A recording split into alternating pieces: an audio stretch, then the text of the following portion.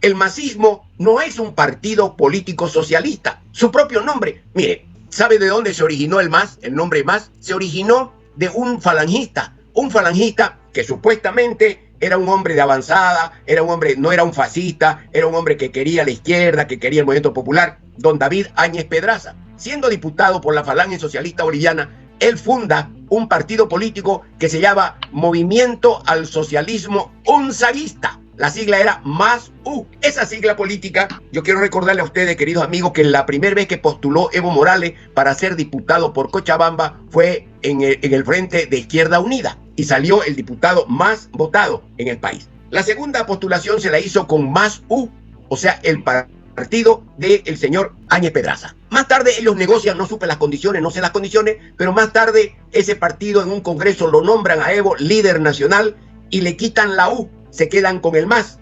¿Qué es el MAS? Es Marcha al Socialismo. Queridos amigos, categórico, no es un partido socialista el MAS. Es una marcha que va hacia el socialismo con algunas características, evidentemente. Y el gobierno de Evo en los 14 años ha tenido sus, yo diría, sus características. Para mí es un populismo reivindicativo. Nadie puede poner en duda que el MAS y su gobierno de Evo reivindicó. En este país, querido amigo, los indios tenían apellido. ¿Se recuerda? Eran indios de tal cosa. Les recuerdo. Un poco está volviendo ahora por este neofascismo que aparece, que está queriendo aflorar con las mismas y peores características que la critican a Evo. Muy bien. Este gobierno tuvo reivindicaciones. Fue el gobierno que recuperó la empresa estatal, ¿me entiendes?, que había sido privatizada festinatoriamente por el gobierno de Gonzalo Sánchez de Lozada, inclusive por el gobierno de Jaime Paz Zamora. Yo le quiero recordar, amigo, que en el gobierno de Jaime Paz Zamora se privatizó Guavirá. ¿Qué era Guavirá? Guavirá era la empresa azucarera más moderna, entonces creada por el gobierno del MNR en la época en la que se planificó la necesidad de desarrollar Bolivia mirando al oriente. Era necesario, de acuerdo al plan Boja, que lo diseñó un norteamericano y que el MNR se apoderó, ¿me entiende?, en la segunda versión cuando Gonzalo Sánchez de Lozada estaba, sí, y quiso hacer una obra especial a través de lo que significó el apoderamiento del Estado. Durante el MNR, en la época revolucionaria, o sea, del 52 al 64, porque solamente fueron esos 12 años de gobierno del MNR, del 52 al 64. Del 52 se hicieron medidas revolucionarias. Nadie puede negar que el MNR fue el primer partido revolucionario en América Latina en ejercicio del poder, que ganó las elecciones, ¿me entiende?, democráticamente, que hizo una revolución más importante, derrotó el ejército de la oligarquía, lo derrotó militarmente, cerró el colegio militar, clausuró las actividades militares y creó, supuestamente, entre comillas, un nuevo ejército, se llamó Ejército Nacional, donde decía que ya no eran los hijos de los oligarcas, los militares, sino que iban a ser los hijos de obreros, campesinos y mineros. Eso fue la obra del MNR. Cuando el país entró en crisis y el doctor Paz pronunció la famosa frase "Bolivia se nos muere", nos aplicó el 21060, que fue el instrumento, violó la Constitución Política del Estado. Ese decreto supremo no era ley, porque el 21060 nunca fue ley, fue un decreto supremo, violó la Constitución Política del Estado, conculcó los derechos y las garantías de los trabajadores y creó un Estado, ¿me entiende?, en el que se favorecía a la empresa privada, protegiendo a los trabajadores. Yo quiero antes hacer una brevísima digresión, mi querido amigo. Los que insultan es porque no tienen capacidad de argumentar, no tienen cerebro, no tienen capacidad de pensar. Y no es porque yo valga mucho, me haga el tipo de la película, sino porque yo soy muy consecuente. Yo he estado en la cárcel por mi pensamiento, por mi forma de ser. He estado en el exilio en 2 oportunidades. He estado en la cárcel probablemente por tener mi idea. En mi vida insulté a nadie. En mi vida. Yo fui parlamentario durante los 2 gobiernos de Gonzalo Sánchez de Lozada. Yo fui testigo de su caída, de Gonzalo Sánchez de Lozada. Y yo le anuncié a Ormando Bacadíe, cuando era presidente del Congreso, de que él no iba a ser presidente. Y no lo hice porque nadie me dijo, ni porque soy brujo, simple y llanamente porque lo intuyo en mi vida política. De la misma manera lo dije públicamente, que si Evo Morales era candidato se iba a caer y que iba a ser grave. ¿Qué ¿qué es lo que está ocurriendo ahora? Exactamente lo mismo que hizo Evo y lo que hizo su entorno, persiguiendo a la gente por ideas políticas, metiéndole juicio a todo el mundo. El ministro de gobierno es un fascista, además de ignorante, ¿no es cierto? Es un fascista que anda ofreciendo presos hasta a los médicos, a los enfermos, a todo el mundo. Él cree que la solución es metiendo preso. Esa es su mentalidad. Lamentablemente, en este momento no hay un debate sereno.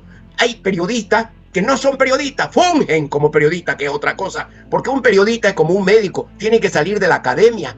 Yo, para ser abogado, tuve que estudiar derecho, dar examen y graduarme, y me dieron un título para que sea abogado. Si yo no tengo ese título, no puedo llamarme abogado, por favor. Entonces, pero aquí basta opinar, es politólogo, porque opina de política. Por favor, yo soy abogado. Y cada vez aclaro, yo no soy politólogo, no soy cientista político, no soy un vocero de nadie. Yo soy Jorge Justiniano Talavera, un abogado que he ejercido políticamente los cargos de concejal, he sido presidente del Consejo Municipal, he sido 2 veces concejal, he sido 2 veces diputado nacional, por mis méritos, por mis propios méritos. La única vez que participé con un partido grande, ¿me entiendes?, fue cuando fui candidato a gobernador y perdí. A Dios gracias que perdí la elección. A Dios gracias. Lo grave de nuestra vida política en el país es que estamos manejados por mediocres. Hay tipos, ¿entiendes?, que se las dan de periodistas, insultan, hacen palabras soeces, groseras, ¿me entiendes?, por la televisión, por la radio. Son fascistas,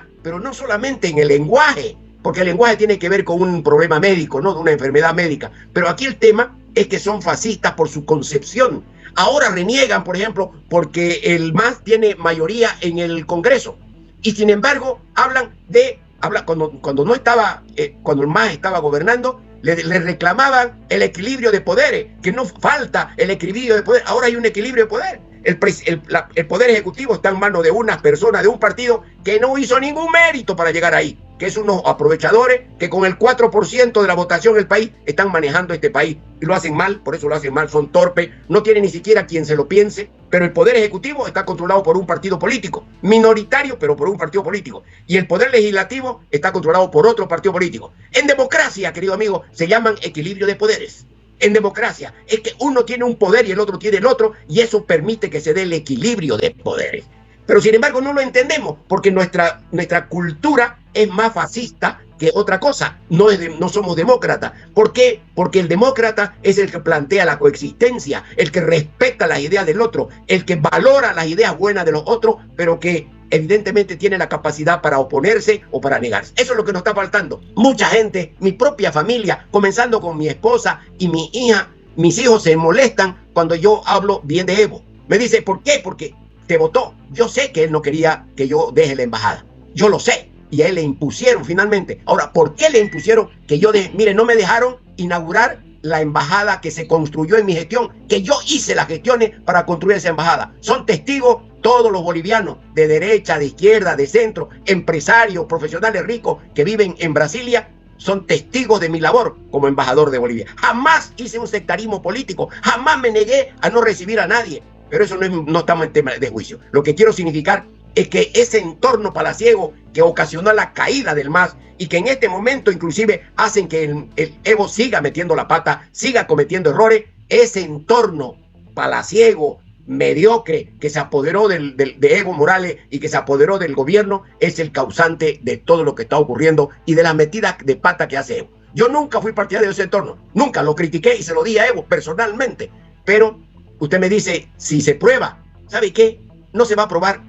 Nunca se va a probar nada de eso, porque eso no se puede probar. Ya hay denuncias, hay declaraciones de que la niña declaró, que la han presionado, le han dicho que la policía que declare. Se está utilizando la misma arma de la persecución política para perseguir a la gente. Señor, por favor, ¿por qué no aceptamos? Ya se fue Evo, muy bien, macanudo, que él quiere venir, que venga. Y cuando él venga, lo iniciarán juicio, harán las cosas que tengan que hacerse. Pero hoy se hace politiquería y absurda, sin sentido. Se lo critica a Evo porque todo el mundo quiere hacer leña del árbol caído. Todo el mundo quiere tener mérito ahora. Hasta los masistas o los que fungían como masistas y que son unos oportunistas, ahora aparecen del otro bando criticándolo a Evo, queriéndolo criticar, queriendo hacer leña del árbol caído. Yo, amigo, le diré, yo voy a seguir siendo su amigo de Evo, aunque él no merezca mi amistad, es diferente, ¿me entiende? Pero yo soy reconocido. Él se impuso para que yo sea su candidato a gobernador. Él se impuso para que yo sea el embajador en Brasil. Y él me respaldó frente a 2 pedidos. Ahora no supe cuál fue el argumento que dijeron para el tercer pedido para que me logren recesar.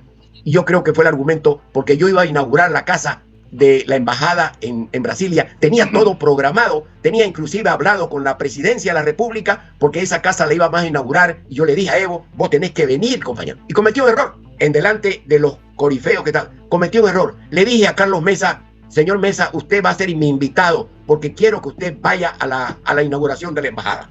Y me dijo, estaba programada para el 6 de agosto. ¿Sabe qué me dijo? Con todo gusto, señor embajador, voy a ir. Porque además me dijo, yo quiero hablar en ese acto. Usted va a hablar, compañero.